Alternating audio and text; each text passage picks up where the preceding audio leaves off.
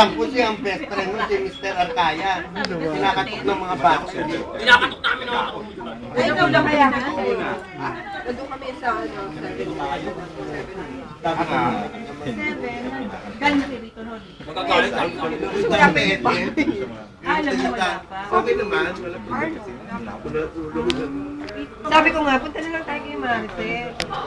Di sana doon na lang sa bahay. Ewan ko dito. Hindi ko ba? Piniyanin naman. Siyempre parang nakakonsensya ako tapos siya wala siyang kasama sa bahay. May video, YouTube. YouTube niya, video.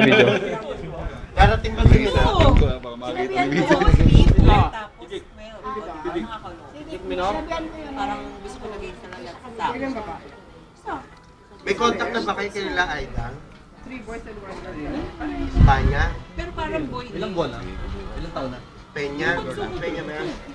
Hindi man. Siya yung pinaka... Kami kawawan. Mga kabatch mo, hindi nyo kilala? Hindi mo kilala? Pangalan? Si Aida. Si Aida! Mamaya lang. Si Glenn. Si Sernan.